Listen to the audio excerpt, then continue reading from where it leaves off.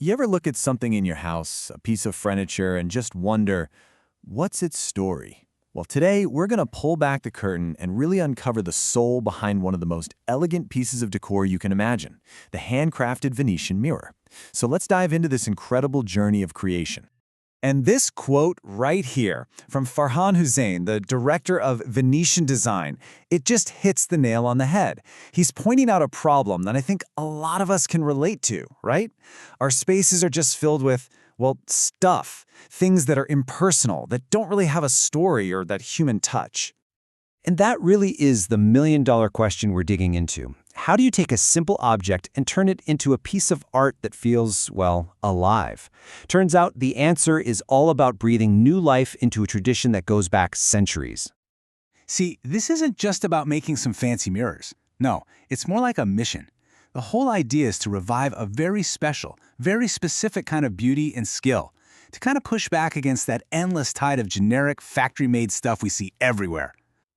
So the core idea is pretty simple, but also really powerful. You take that rich, deep heritage of Venetian craftsmanship and you blend it with this feeling of modern luxury.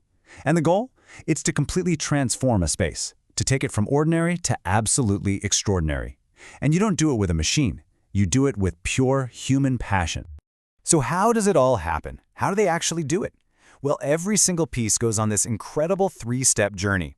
It starts with the really intricate glass engraving, then it moves to the super precise artistic beveling, and it all wraps up with the, honestly, magical process of silvering.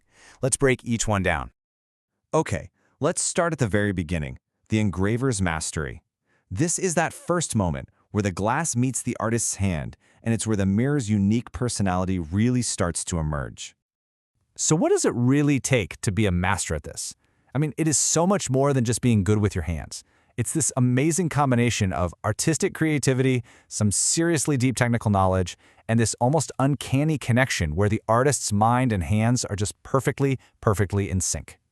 And this quote, wow, it really gets to the heart of it all. You know, you can train someone on a technique, sure, but you can't teach passion.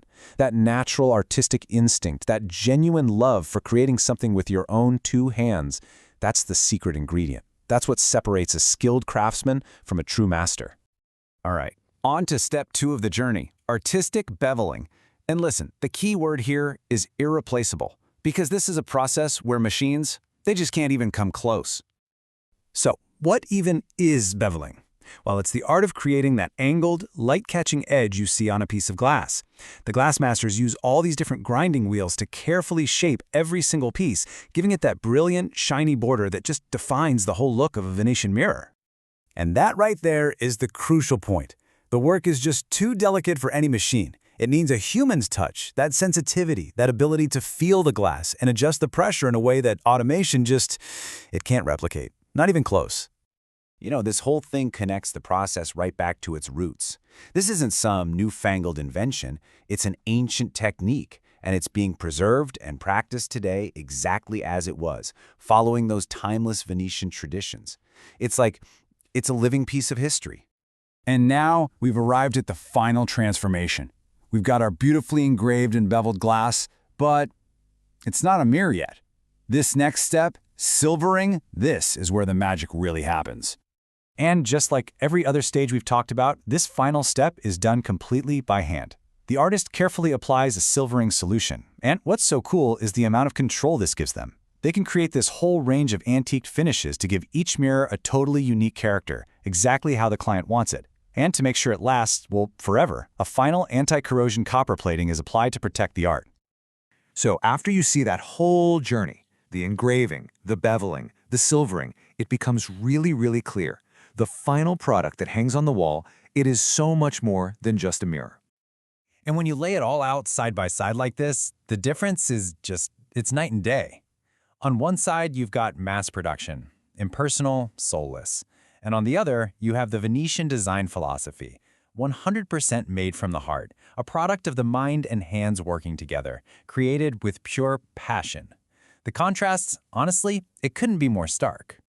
At the end of the day, each one of these mirrors becomes this physical symbol of the entire process. It's a celebration of timeless beauty, for sure, but it's also a tribute to the art of craftsmanship itself, to a skill and a passion that's been passed down through generations. And that really leaves us with one final thought to reflect on. In a world that is just saturated with things made by machines, what really is the true value of the human touch, of something made with human hands, human passion, and a human soul? Something to think about.